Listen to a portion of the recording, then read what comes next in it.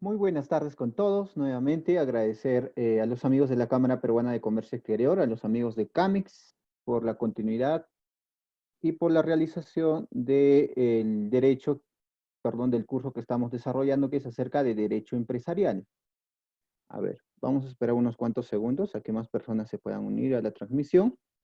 Mientras voy presentándome nuevamente.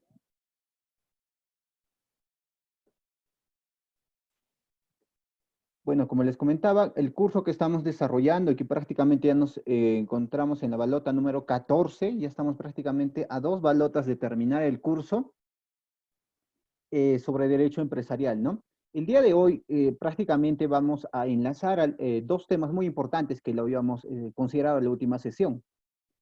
La última sesión, para recordarles, habíamos hablado acerca del análisis estrictamente acerca de la ley de los títulos valores, ¿no? Es una ley el cual desarrolla un tanto de repente de lectura densa, pero al fin y al cabo es una, digamos, vamos a llamar, son conceptos necesarios por los cuales todas las personas ligados al mundo empresarial, ¿no? Ya sean emprendedores o empresarios, necesariamente también tienen que tener cierto conocimiento y dominio acerca de los títulos valores, cuáles son, cómo se ejerce, y dentro de este proceso también es necesario el tema del protesto. El protesto viene a ser una etapa, prácticamente, en donde el título valor se encuentra, por decir así, en un escenario en donde no tiene digamos, alguna solvencia económica para que realmente se efectúe el pago, ¿no? De seguro más de uno alguna vez se ha encontrado con algún caso en donde se le emite un cheque, por decir así, y nos vamos con la sorpresa de que este cheque no tiene un fondo, ¿cierto? Entonces, a todo este proceso, y no solo al cheque, sino hablamos a todos los títulos valores, hay una etapa en donde de repente se suscita este escenario y este escenario, de acuerdo a la ley de los títulos valores, lo consideran como el protesto, ¿no? Es la etapa de como, vamos a llamar, el protesto es como una protesta, ¿no? Que se desarrolla. Bueno, nuevamente me presento, soy el economista Carlos Hualpa y el día de hoy vamos a hablar acerca del protesto. Pero antes es necesario, como ya es de costumbre, dar un ligero repaso de la última sesión con el objetivo principalmente de atar nudos, ¿no? En este caso. La última sesión habíamos hablado acerca de la ley de los títulos valores. Y prácticamente, ¿cuál era el objetivo de esta ley, no? Lo que se buscaba en sí, a través de la ley de los títulos valores, era el hecho de incorporar nuevas estrategias, ¿no? Para poder desarrollar mayor dinamismo respecto a la actividad empresarial. Tanto es así que de repente habíamos recordado cómo es que surgen históricamente el tema de los títulos, ¿no? Cómo es que antiguamente, de repente, el recurso que usualmente se utilizaba era el patrón oro, ¿no? Como ustedes pueden ver en la primera imagen, que está en la parte izquierda, era el oro, y cómo es que el oro ha evolucionado y de repente hoy en día encontramos que un cheque puede representar un valor, ¿no? Para este caso, muy ligeramente les voy a recordar esta historia. Se había dado a conocer de que había una familia en donde en esta ciudad, obviamente el patrón oro era un elemento indispensable para el tema de las transacciones, ¿no? Pero era muy complicado el tema de repente de poder llevar este oro porque se exponía posiblemente a robos, se exponía a una serie de factores que limitaban, digamos, la libre circulación de esta moneda. Y es así que de repente esta familia llegó a un momento en donde sí poseía una cantidad considerable de oro y por un tema de resguardo creó el tema de una bóveda, ¿no? Les había comentado, una bóveda donde ellos guardaban su oro y ahí es donde de repente los vecinos de esta ciudad se enteraron que este señor tenía una bóveda y ellos optaron para que de repente no esté tan expuesto su oro en solicitarles si podían guardar en su bóveda su oro, ¿no? Como es lógico, a un inicio el vecino estableció que sí, normal, pero luego se dio cuenta con que ya prácticamente toda su bóveda estaba copada y gran parte de ese oro no era de él, sino eran de sus vecinos, ¿no? Al margen que también esta bóveda era como que constantemente de repente era blanco de posibles robos. Es por eso que se ha contratado también a ciertos guardias. Entonces, si ustedes se dan cuenta, de alguna manera incipiente, aquí como que se dibuja un sistema financiero, ¿no? Lo que hoy conocemos como un banco, pero acá la familia, quien era dueño de la bóveda, se dio cuenta de que estaba pagando prácticamente a los guardias por una cantidad de oro que en su mayoría no era de él, ¿no? Y para eso es que llegaron a un acuerdo con las demás familias que guardaban en su bóveda y establecieron una especie de un contrato en donde las familias debían de pagar un cierto porcentaje de su oro con el objetivo de alguna manera de pagar a los guardias principalmente. Eso sí que de repente esta familia, por decir de manera incipiente, ya estaba ejerciendo o estaba creando una de las primeras instituciones bancarias, ¿no? Ahora, el asunto es de que tenía que ver también un aval de que las diferentes familias que hayan dejado su oro, ¿no es cierto?, por lo menos les reconozcan, ¿no? Porque, digamos, en el peor escenario es que la familia donde poseedora de la bóveda, de un día para otro, de repente reclamaba y decía, todo esto es mi oro, ¿no? Y podía darse ese escenario, pero para evitar este escenario es que de repente la familia es que estableció un documento en donde el documento avalaba de que sí realmente las diferentes familias que habían dejado en su bóveda tenían tanta cantidad de oro, ¿no? Y si ustedes nuevamente se dan cuenta, es así como que incipientemente se dibuja más o menos el establecimiento del papel moneda, ¿no? Lo que hoy conocemos como el billete. Pero a la par también se estaría estableciendo un título valor, porque un título valor hay que entender en este caso como un documento mercantil, un documento por el cual prácticamente se incorpora un derecho patrimonial privado, ¿cierto? Que este patrimonio privado necesariamente tiene que tener alguna vinculación respecto al tema económico, pero también este documento tiene que tener una vinculación estrictamente en el campo jurídico, principalmente para que este documento tenga validez. Es en esa medida que llegó un momento en donde las diferentes familias que poseían este documento que les garantizaban de que tenían cierta cantidad de oro guardado en la bóveda, llegó al punto de repente de utilizar este documento como herramienta de transacción. Ya no era necesario ir, sacar el oro que tú querías, ¿no? Descontar la cantidad que poseías y luego llevar y luego regresar. Todo digamos, todo ese embrollo de transacciones prácticamente incurrían en tiempo, en demora, incomodidad y el tema de exponerse también, ¿no? Es así que a grandes rasgos les podría comentar cómo es que se ha suscitado o cómo es que ha evolucionado el tema del oro, luego pasó al billete y del billete a la vez a un título de valor, ¿no? Imaginemos, esto se daba antes, pero hoy a la fecha el tema del título de valor en sí se ejerce como una moneda, ¿no? Como una moneda de transacción en donde prácticamente el objetivo es tratar de, de dibujar un escenario un tanto más viable y circulante con respecto a las empresas. Bueno, a ver, vamos a continuar. A ver. Bueno, hay que tener en cuenta que para este tema del título valor se tiene que tomar en cuenta digamos, algunas condicionales, ¿no? Para que un documento sea considerado como título valor. Para eso existen tres condiciones. El primero tiene que ver en que se trate de un derecho patrimonial estrictamente económico y que digamos, este derecho patrimonial tiene que ser cuantificable. Necesariamente, en este caso, el título de valor tiene que expresar la cantidad y esta cantidad tiene que estar ligado necesariamente al patrimonio y en este caso la persona quien emita tiene que tener un soporte, ¿no? Segundo, dice que esté destinada a la circulación. Claro, principalmente el tema del título de valor tiene también este objetivo, ¿no? O tiene esta condicional, que esté destinado a la circulación. Y dicho sea de paso, el tema de que nosotros, digamos, poseamos un título de valor es tan, digamos, tan viable que lo podemos, digamos, validar al momento de querer asociarnos con otra empresa. Por ejemplo, en una sociedad anónima es válido que nosotros podamos representar nuestro capital con un título valor, ¿no? no hay la necesidad de repente de efectivizar todavía, ¿no? A ver, ¿qué más? Dice que cumpla los requisitos formales esenciales dispuestos para un título de valor en particular. Dicho sea de paso, les aclaro, ¿no? Digamos, los títulos de valores más comerciales, más utilizados, hoy por hoy, es el tema de los cheques, el pagaré o el tema de la letra de cambio, pero no solo son eso, sino existen más de 20 tipos de títulos valores. Digamos, los tres iniciales que les mencioné prácticamente vienen a ser los títulos valores más tradicionales, pero existen más de 20 tipos.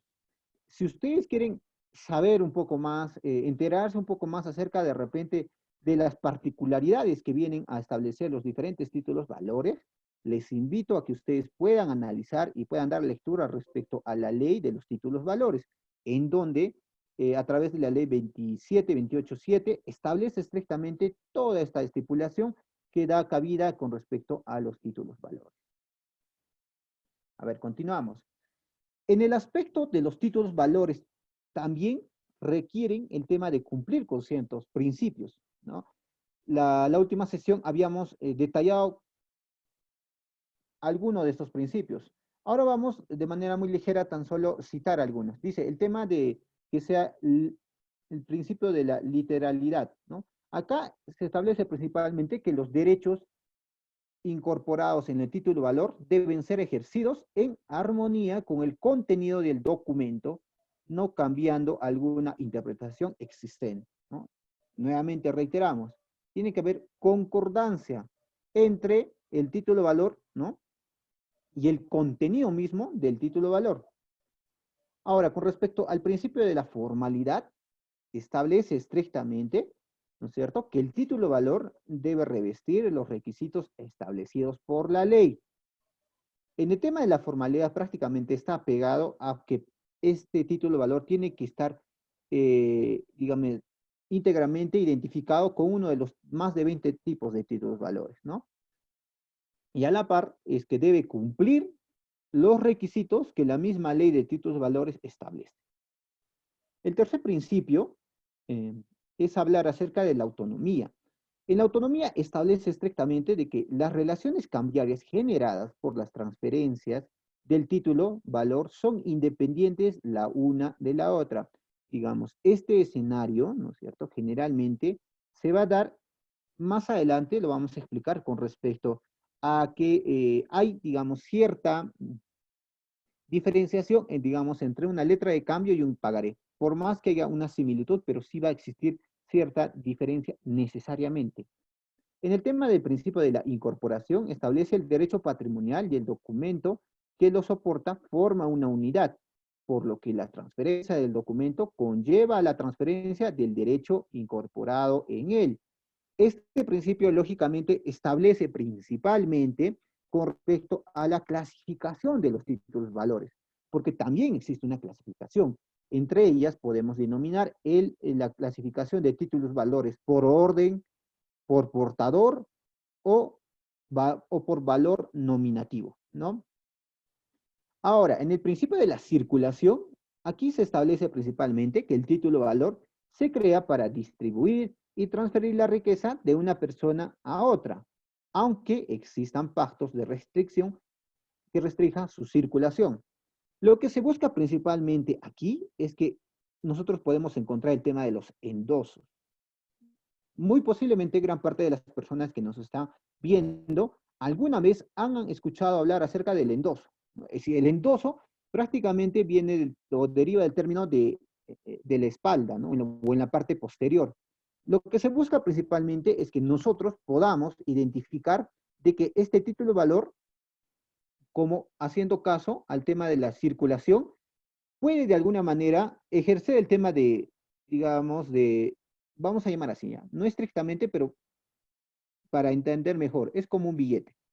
Nosotros podemos establecer en este endoso de que este título va a pasar a posesión de una tercera persona, sin la necesidad de que nosotros vayamos a un banco, sacar en efectivo, ¿no es cierto? Y pagar, ¿no? Para ahorrarnos todo este proceso, existen ciertos títulos valores que a través de un endoso nosotros podemos desarrollar o garantizar el tema de la transferencia. Es decir, este título valor que yo poseo, ahora le va a pertenecer a tal persona, a una tercera persona, y esa tercera persona va a tener toda la confianza para que en el momento que él lo vea conveniente, lo puede efectivizar, o de igual manera también puede endosar a otras personas. Si nosotros vamos y hablamos con respecto a las clases de títulos valores, prácticamente encontramos diferentes, ¿no? De acuerdo a ya sea según su estructura, según su derecho, según sus requisitos, según su circulación o según la ley de títulos valores, ¿no? Vamos a describir de repente los principales clases de títulos valores en este caso. En el tema de acuerdo más apegados a la ley de los títulos valores, encontramos el tema de ser materializados y desmaterializados. Y de repente muchos se preguntarán, entonces, ¿qué implica el hecho de que sean materializados o desmaterializados? Prácticamente lo que se da a conocer es que nosotros al poseer un título valor, ¿no? Por más que sea una simple hoja, no es que simplemente sea una hoja, sino a la vez este título de valor tú lo puedes materializar porque tú lo estás percibiendo, tú lo estás poseyendo, ¿no? Y por el otro lado también existen, ¿no?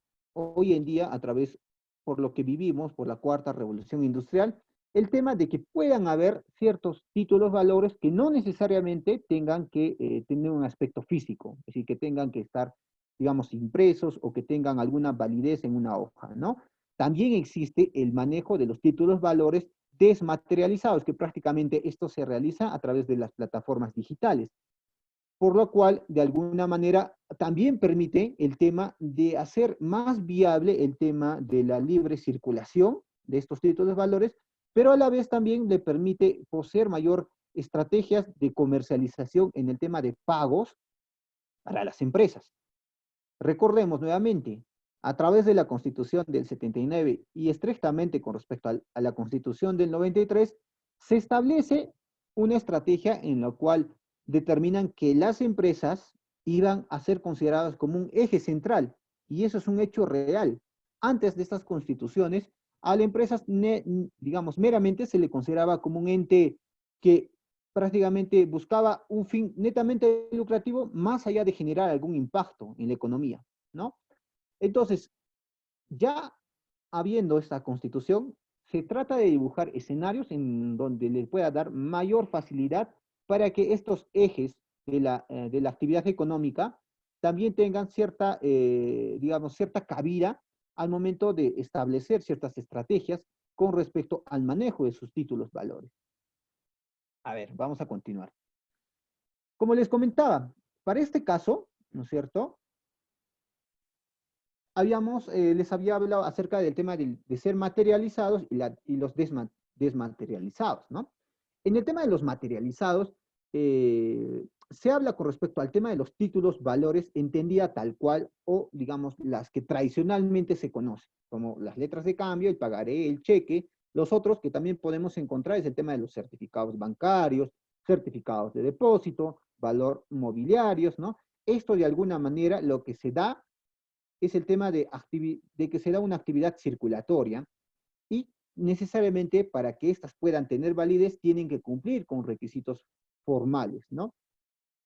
El otro escenario que nosotros encontramos son con respecto a los valores electrónicos, que eran los que les comentaba con respecto a que sí existen títulos valores desmaterializados, porque lo que ellos utilizan principalmente son el tema de las anotaciones en cuentas o registros a través de las plataformas electrónicas principalmente, ¿no? Para este caso va a ser por lógica necesario el tema de desarrollar el tema de soporte, ¿no? El tema de establecer un soporte electrónico no le va a ser distinta al, digamos, al tener validación, ¿no? De los mismos derechos de cualquier otro título de valor. A ver, vamos a continuar. Bueno, hasta aquí hemos de repente hecho algún repaso, ¿no? De la última sesión. Pero no está de más, por favor, darles o reiterarles, digamos, cuál es la concepción entendida tal cual acerca de la letra de cambio, el cheque o el pagaré. Vamos a dar una lectura bueno, yo voy a dar prácticamente una lectura muy ligera con respecto a la concepción, como para que todos tengamos claro acerca de qué es un cheque, qué es un pagaré y qué es una letra de cambio. Empezamos con el tema del cheque, ¿ya? El más conocido. En este caso, el cheque viene a ser, de igual manera, un documento mercantil que contiene una orden incondicionada de pago de una determinada suma de dinero al tenedor o al poseedor. Si nosotros hablamos con respecto a qué viene a ser el tema de una letra de cambio, estrictamente nosotros hay que entender que en este caso, de igual manera, viene a representar un título que incorpora una orden de pago incondicionada dada por el que emite la letra para que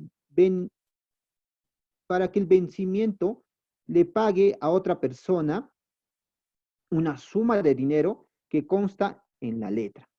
Por ejemplo, tenemos acá el caso de que una persona desea comprar un auto, ¿no es cierto? Pero en este caso no tiene en efectivo el dinero. Entonces, la persona en este caso va a personarse a una concesionaria, ¿no es cierto? Y al momento de negociar con la concesionaria, en este caso la concesionaria, quien tiene el auto o la camioneta, le va a emitir una letra de cambio. Entendemos que para este caso, digamos, la letra de cambio sea de 20.000 soles. Y la letra de cambio va a estipular también la fecha límite en donde se pueda, en este caso la persona, quien está comprando el auto, tenga que prácticamente cancelar esta letra de cambio. Entonces, lo que principalmente acá se dibuja es que hay una disposición en donde esta concesionaria está emitiendo una letra de cambio, ¿cierto? Con el objetivo principal de que ésta vaya a ser cancelada en el tiempo preestablecido por la persona quien está, bueno, que en este caso está comprando la camioneta. Si nosotros vamos y hablamos con respecto al pagaré, lo que podemos encontrar principalmente en el pagaré es conceptualmente, es que en este caso, de igual manera, esta viene a conformar un documento mediante el cual una persona se compromete a pagar al tenedor, es decir, al poseedor, una determinada cantidad de dinero en una fecha acordada previamente. Ahora ustedes se preguntarán, tal parece que el pagaré y la letra de cambio parecen muy, pero muy similares, ¿no? Porque, digamos, es un compromiso que se da a pagar en futuro. Entonces, ¿cuál sería la diferencia que existe entre una letra de cambio y un pagaré? Para cerrar de repente el repaso último, habíamos establecido principalmente que la diferencia que nosotros podamos encontrar se da principalmente con respecto a quien lo emite, ¿no? En este caso, un documento, por ejemplo, digamos, ¿no? La letra de cambio, ¿quién lo emitía en este caso? ¿Lo emitía el señor que quería la camioneta o la concesionaria? Si ustedes se dan cuenta y recuerdan, en este caso la concesionaria es quien emitía la letra de cambio. Pero en el caso del pagaré, en este caso viene a ser el deudor, no el acreedor, ¿cierto? El deudor aquí prácticamente es el que está elaborando el pagaré. Entonces, prácticamente aquí nosotros podemos establecer la clara diferencia que existe entre un pagaré y la letra de cambio. Bueno, vamos a continuar. El día de hoy lo que vamos a hablar estrictamente es con respecto al protesto o el protesto, ¿no? Entonces, ¿qué entendemos con respecto al tema del protesto? Nosotros podemos dar a conocer que el protesto viene a ser un acto solemne y público, ¿no es cierto?, de requerimiento, en este caso por medio del cual se deja constar auténticamente la falta de una aceptación o pago de quien debió en este caso, de quien debió recibir el pago en un tiempo oportuno. Es decir, en este caso viene a ser, digamos, una especie de reclamo que se da principalmente cuando nosotros hemos recibido ya un título de valor, en este caso, y que al momento de que nosotros vayamos a efectivizar este título de valor, nos damos con la sorpresa de que digamos, el escenario que se genera es que exista una falta de aceptación o de pago, aún cumpliendo con el tiempo oportuno, ¿no? Es como, por ejemplo, imagínense en el tema de esta concesionaria.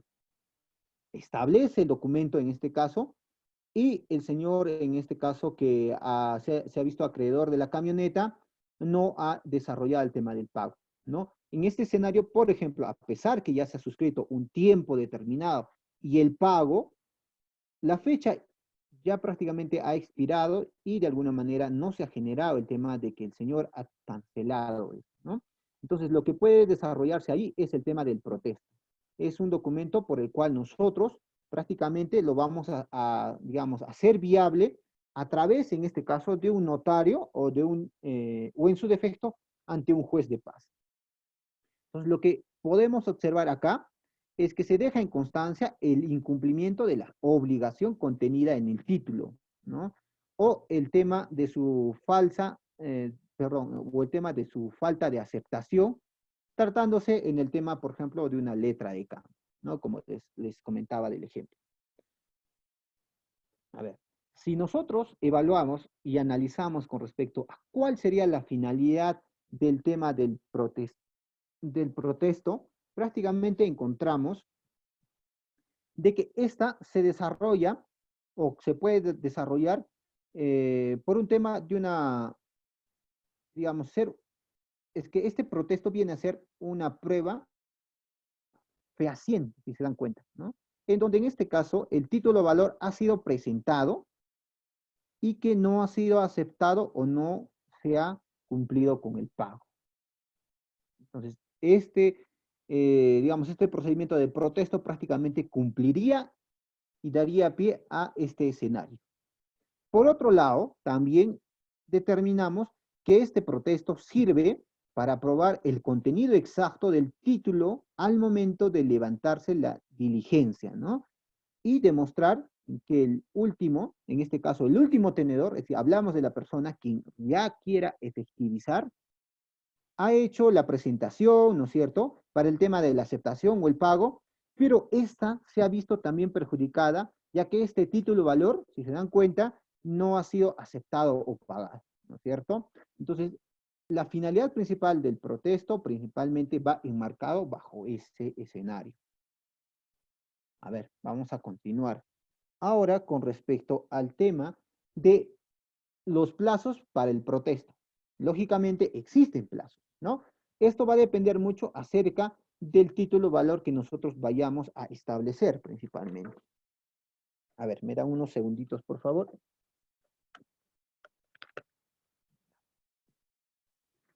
Perfecto. Bueno, si nosotros analizamos con respecto al tema de los plazos del protesto, hay que entender también que el protesto, como sabemos que se desarrolla por una falta de aceptación, ¿no es cierto? En el tema de la letra de cambio, esto se desarrolla hasta 8 días posteriores al vencimiento del plazo legal para su presentación o aceptación, ¿no? En la fecha ya señalada en el documento. Ahora, si nosotros vamos y dibujamos otro escenario, en el tema del protesto, si es que esta se da por una falta de pago del título valor, esta se desarrolla con una fecha hasta de 8 días posteriores al vencimiento del plazo legal o del señalado en el mismo título, ¿no? Para su presentación al pago. En este caso hay que exceptuar, no está de más aclarar, que este escenario no se genera para el tema de cheques. Si de repente el protesto se desarrolla por un tema de la falta de pago de suma dineraria, ¿no es cierto? Hay que entender que esto se debe desarrollar dentro de los 15 días posteriores a su vencimiento. De igual manera, tengo que exceptuar en este caso el tema del cheque o títulos valores con vencimiento a la vista. Ahora, si nosotros evaluamos con respecto al tema de una falta de pago del cheque, ¿no es cierto? Esta se debe realizar dentro de los 30 días establecidos, ¿no es cierto?, para su presentación. Hay que tener en cuenta también que tanto para cheques emitidos dentro o fuera del país es de igual rigor porque estaría establecido en la ley de títulos valores. Para este caso, si es que nosotros se establece un protesto, ¿no es cierto?, digamos, en los demás títulos valores sujetos a protestos, los cuales, como les comentaba, son más de 20 títulos valores, y nosotros podemos desarrollar hay que entender de que esto va a tener de repente o se va a desarrollar dentro de los 15 días siguientes a la fecha en que debió cumplirse las obligaciones, ¿no? De manera un tanto más general se establece para los diferentes títulos valores que no los he considerado acá. Si nosotros ahora vamos a referirnos con respecto al tema de los días de protesto, necesariamente también hay que aclarar, ¿no? De que tiene que haber una normativa en donde dé cabida digamos, el escenario del protesto, ¿no? Esta hay que identificar que inicia con el tema de la notificación, ¿no? En este caso, la notificación relativa al protesto del título valor deberá cumplirse solo de lunes a viernes, siempre que sean días hábiles, ¿no? Ahora, si nos preguntamos entonces, ¿qué pasa si decido realizar el protesto o entregar el título al fedatario el último día de plazo o este fuera un día feriado? Es decir, estamos hablando ya sea de un sábado o un día domingo. ¿Qué escenario podría generarse? Para este caso, hay que dar cuenta que, como bien claro lo establece, generalmente digamos, esta notificación se desarrolla de lunes a viernes y que estos días sean días hábiles. Entonces, el escenario que se puede dibujar es que el protesto se tendrá que realizar el primer día hábil o día laboral siguiente, ¿no? A ver, vamos a seguir avanzando. Ahora, con respecto al tema de los trámites del protesto, ¿no? Es decir, ¿cuáles serían los trámites? Este trámite de repente se desarrolla necesariamente ante un notario o su secretario, o en última instancia o en su defecto, en este caso, por un juez de paz. Hay que aclarar que este juez de paz tiene que ser un juez de paz del distrito que corresponde al lugar del pago, ¿no? Porque entendemos de que este título de valor estipula ya sea fecha, lugar y digamos, toda la información necesaria. Entonces, quienes van a dar cabida al tema de tramitar el protesto, reitero nuevamente, lo podemos hacer ante un notario, ya sea por su secretario, o en su defecto, ante un juez de paz. Ahora, con respecto al tema de las notificaciones, también hay que aclarar que, digamos, se notifica al obligado en el domicilio designado, ¿no? En el domicilio en donde se encuentra prácticamente, digamos, textualmente citado en este caso, ¿no? Entonces, muchos de ustedes dirán, digamos, si el domicilio, ¿no es cierto?, de repente ha sido cambiado, modificado, prácticamente de repente no existe, entonces, si en este caso, si no existiera el domicilio, se comunicará en este caso a la Cámara de Comercio Provincial o se dejará constancia, ¿no es cierto?, de su imposibilidad en caso de que ésta no exista, ¿no? A ver, ¿qué pasaría si en este caso, digamos, el tema de la notificación a través del notario o del juez de paz, se espera con respecto al día siguiente de la notificación y el día hábil siguiente a fin de que la obligación, perdón, a fin de que en este caso el obligado, es decir, estamos hablando prácticamente de la persona quien ha desarrollado o emitido este documento, tenga que apersonarse a cumplir sus obligaciones o deje de alguna manera una constancia de falsedad de su firma o cualquier otra circunstancia, ¿no? Prácticamente lo que se dibuja acá es que para el tema mismo de la notificación también tiene que seguir cumpliéndose el tema de que ésta se tenga que desarrollar en los días hábiles estructurados, ¿no? Ahora, si nosotros revisamos con respecto al contenido de la forma, digamos, de la formabilidad del protesto, hay que identificar y a la vez recordarles que, digamos, este protesto se efectúa, ¿no es cierto?, mediante el tema de una notificación. ¿Hasta ahí? Perfecto. Pero esa notificación tiene, bueno, está prácticamente dirigida digamos, a la obligación principalmente de que en este caso es el portador, ¿no es cierto? Tiene que prácticamente el portador en este caso cumplir con cierta estructura, digamos, de formalidad.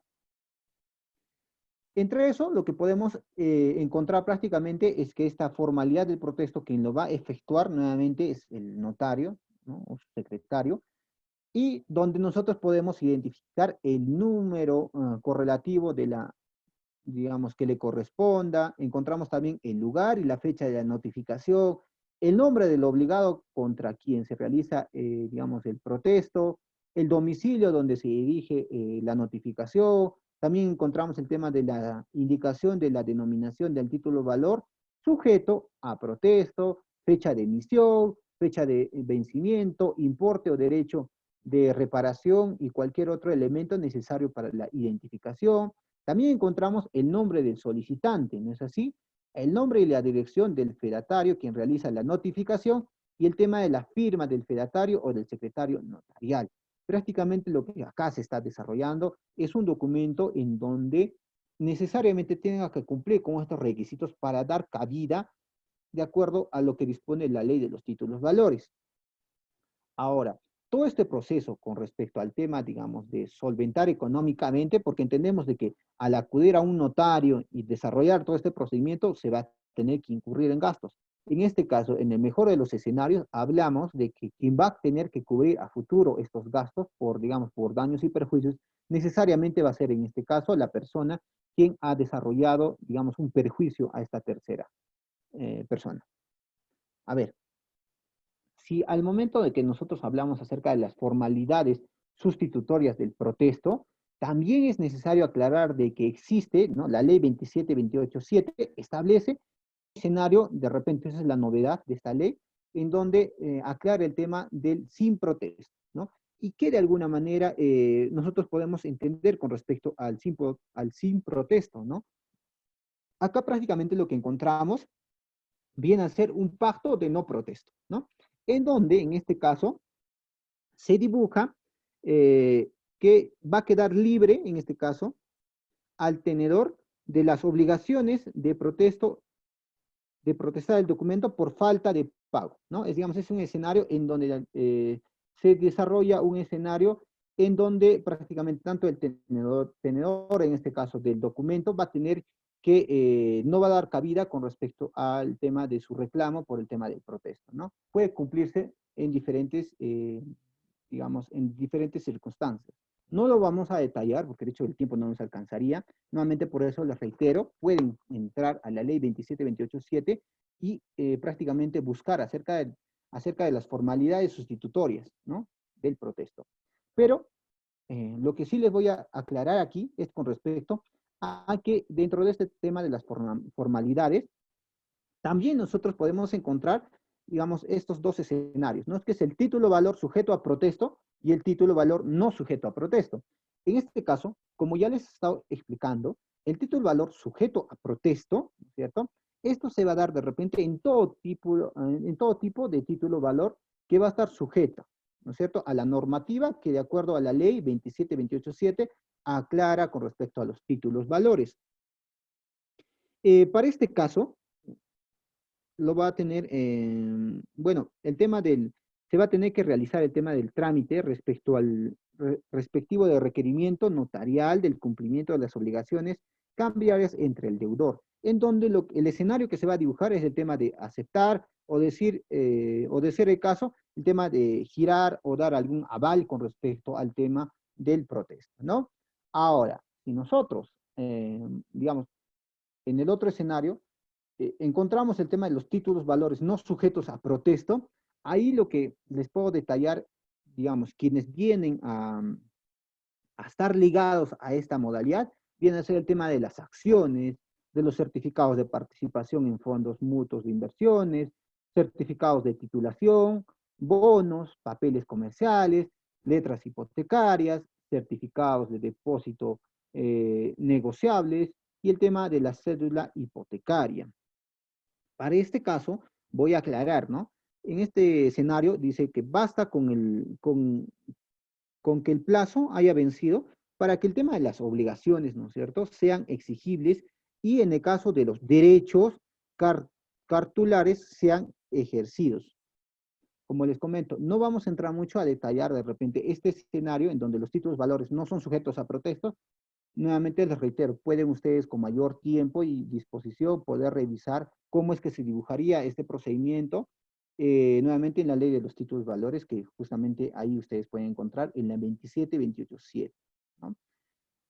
Y de así, bueno, y de esta manera estaríamos prácticamente cerrando el capítulo acerca del análisis de la ley de los títulos valores, ¿no? En donde se ha dibujado distintos escenarios.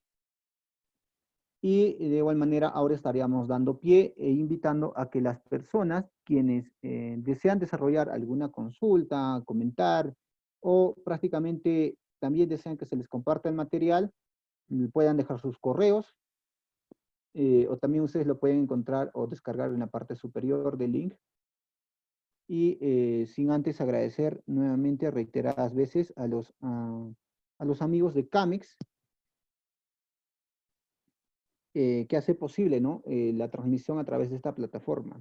Ahora, con respecto al tema de las consultas que vayan a suscitarse, les voy a solicitar, por favor, de que en el transcurso del día voy a estar dando respuesta para que de alguna manera, o bien también me pueden escribir a las diferentes redes sociales que ahí les adjunto, en donde de manera un tanto más cómoda podamos hablar acerca de los casos que les hayan suscitado, ¿no?